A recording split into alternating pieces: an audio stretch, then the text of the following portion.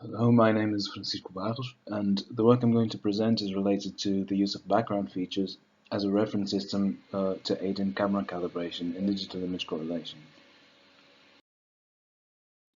The motivation behind the developed work has to do with the use of digital image correlation in structural monitoring, which presents some additional challenges relative to what is usual in DIC. In their field measurements, um, usually with spatial constraints in terms of, for instance, camera positioning. The monitored structures are typically quite large, and um, the monitoring is usually done over a long period of time, sometimes years. I'm going to present two procedures which use feature detection and matching on fixed background objects to help with camera calibration procedures in digital image correlation. The first one has to do with camera recalibration, so recalculating calibration parameters after cameras have moved or their intrinsic parameters have changed. And the second one is three-dimensional DIC using a moving camera, which is calibrated through structure from motion, intended to be used with the camera mounted on an unmanned aerial vehicle. And both of these procedures aim to adapt DIC into something more versatile and robust for field measurements, especially structural monitoring. The first procedure that was developed is intended for long-term, non-continuous stereo measurements, where the camera calibration that is first obtained is no longer valid if the cameras have to be taken away and put back in place at a later session. And in order to know in order to compute the displacements between both measurements when the cameras have changed position and parameters, we need to know the calibration of the new stereo rig, and not only that, but in order to compare between separate sessions, we need to know the position of the cameras relative to the previous camera setup. I'm going to start by going through the test we carried out so that I can later show the algorithm on something concrete rather than just talk about it. So we started by calibrating a stereo rig and setting it up in front of a tensile test. So in this case, not only is the specimen itself prepared with the speckle pattern for DIC, there are also speckle patterns in objects around the object that cover more or less the whole image at different depths. These are features for recalibration. So in reality, they could be something natural or something made on purpose to be a target, like these. So we applied a load, but then after that we removed the cameras and changed their position, changed their focus, and put them back in front of the tensile test setup.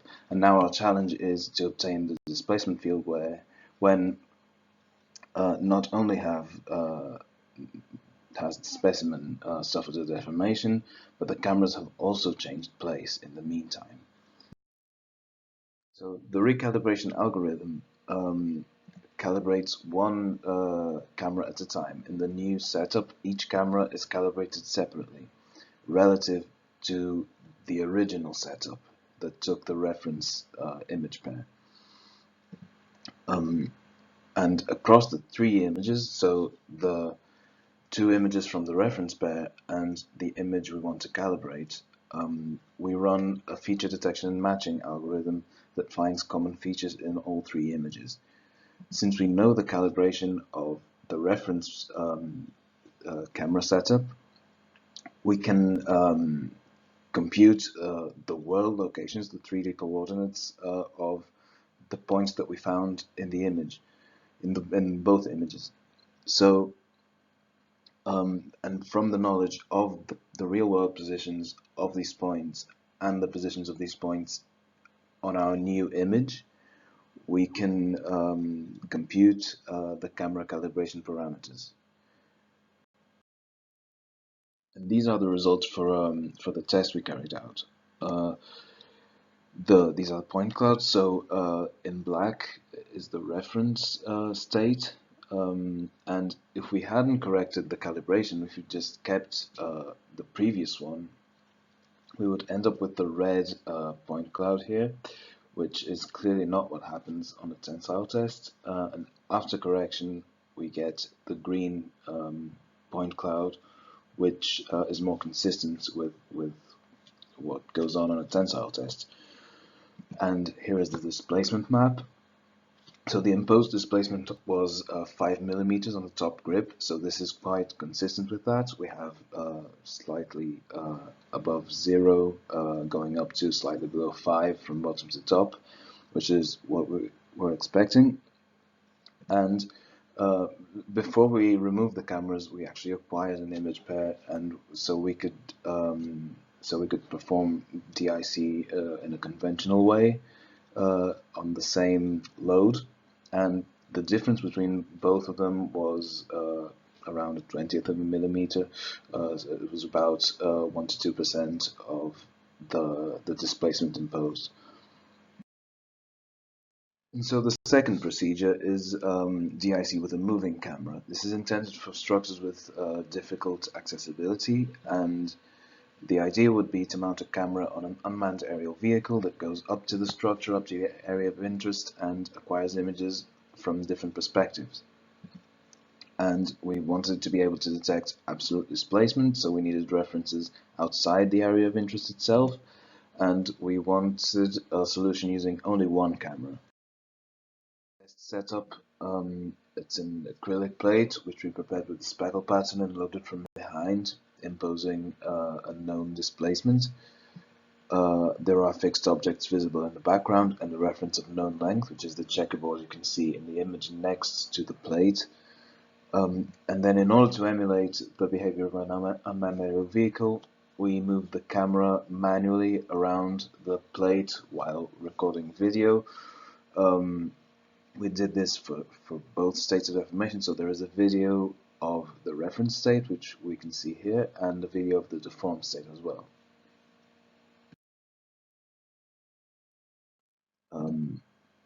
So from each video of each state, we chose 2 images to serve as our image pairs for digital image correlation, and like in the previous case, we have 2 image pairs where not only has the object been deformed, but also the cameras have moved between them. The cameras are not in the same place. And so for our structure from motion algorithm that will calibrate the cameras, we took the whole video of the reference state, 155 frames, plus the 2 images of the loaded state that we chose, after blurring any moving objects, because we need to run this on only fixed objects that don't change position throughout the test. We start by the camera calibration. We ran feature detection and matching algorithms and structure from motion, which computes the real-world location of detected features.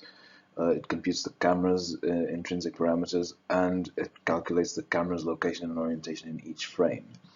In the end, we have a 3D spatial model of the scene up to a scale factor. We can see in the image the points that correspond to several features found in background objects, and in red we can see the position of the camera when it took each frame of the video.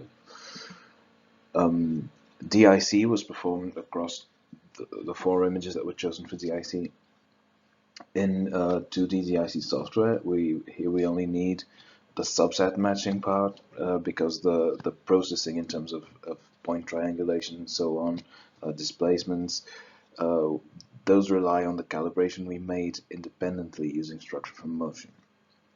But so then we can join together the results for the movement of the surface in the image that we got from DIC, and the camera calibration results that we got from structure from motion and obtained point clouds. In the end, we scaled the point cloud such that the length reference that we placed on near the specimen, the checkerboard squares, such that it had the real length that we know it had, in order to get the real dimension of the point cloud. And here are the results we obtained. The maximum value of the out-of-plane displacement is at the center of the acrylic plate, in the place where it was loaded. It's 8 millimeters, which is the value that was imposed, and it decreases towards 0 as it approaches the clamped side, which is expectable. So this is exactly the results that we were expecting to get. So to conclude, two procedures were developed for DIC analysis of structures using fixed background objects for calibration. One of them is a recalibration system that allows us to unmount a camera system and put it back up without losing our calibration references. The other one, a procedure for DIC with a moving camera, thought for the use of an unmanned aerial vehicle in locations of difficult accessibility. Both of these procedures are usable whenever there are detectable fixed objects in the proximity of the monitored area. They could be features that are already present, like geological features or parts of buildings, or they could be put there deliberately for the purposes of the calibration procedure. What they have in common is that they take some of the difficulty that there is operationally in calibration and moves that load over to the computational side, allowing us to circumvent some of the challenges that we find in structural monitoring applications.